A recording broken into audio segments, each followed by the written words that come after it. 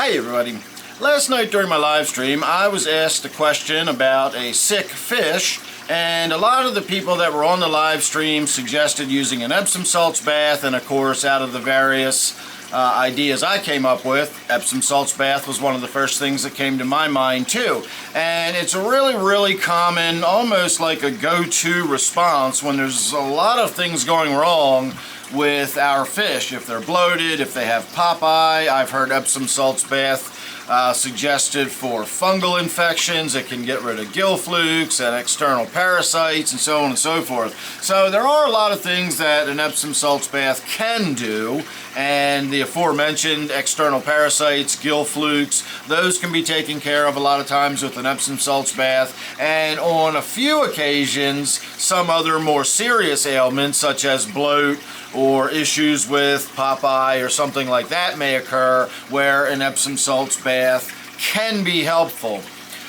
But the reality is more often than not, honestly, an Epsom salts bath is not going to do a whole lot for your fish if it's suffering from one of these more serious ailments. If you've got bloat, it's probably not going to do a lot for your fish. Or dropsy, a lot of people will say there's a difference between bloat and dropsy. There's a lot of people that say term is interchangeable. I'm not sure where I stand, but either bloat or dropsy, if your fish is all swollen up to the point where its scales are sticking out like a pine cone, an Epsom salts bath's probably not going to do a lot of good. Doesn't hurt to try. I'm just suggesting maybe not get your hopes up. Same with popeye. I had someone ask me last night in my live stream about a fish that's developed this popeye condition, and again, Epsom salts bath was the first thing that got suggested by a lot of people. But in that case, something like popeye in a lot of cases is caused by a bacterial infection within the eye socket or something like that. And so in that case, an Epsom salts bath's not going to do anything. What you need to do is treat that fish with an antibiotic.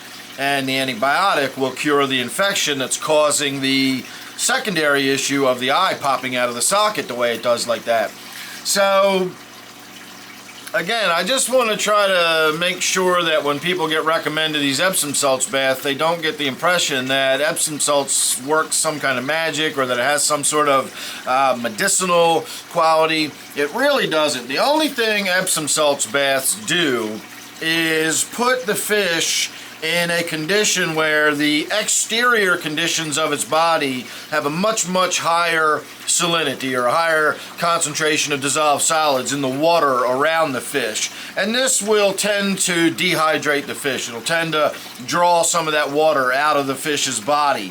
Now, the fish isn't going to suffer from that for any short period of time because a fish is so massive. It has lots and lots of fluid in its body. It's got lots of cells that can spare some water. But gill flukes or little external parasites that are on the fish, they have tiny little bodies, and they can't really afford to lose a lot of their moisture. And the same thing's happening to them. When you put them in this salty water, this Epsom salts, it draws the moisture out of those little external parasites as well, and it dries them up basically. Same principle if you ever put salt on a slug. That's just this principle on steroids. Again, you're putting these little tiny critters in this salty solution, and it's dehydrating them, and they fall off the fish or they die or whatever. For the fish, if it has fluid retention, if it's building fluid up or something like that, it's possible that the Epsom salts may draw some of that fluid out of the fish's body. But what is causing the fluid buildup in the first place? A lot of times it's issues with internal organs not working properly, kidney failure, can cause issues. So there's usually something else going on that's causing this water retention. So even if the Epsom salts bath will temporarily reduce that swelling, it's not really addressing the underlying issue. So again, with the exception of a few scenarios where the Epsom salts bath can help, it's just one of those things that's suggested that more often than not really doesn't do anything. It's one of those things that when you feel helpless, like at least you're doing something, at least you're trying.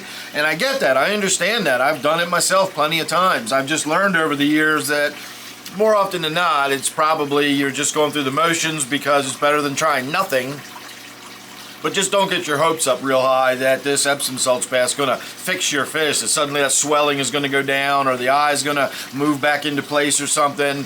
It really doesn't work like that in the vast majority of cases. So just don't get your hopes up with the Epsom salts. Another one that I will be addressing in a separate video coming up soon, so make sure you're subscribed if you're not already, is shelled peas. A lot of times shelled peas get recommended when you have a fish that looks swollen or bloated around the belly area.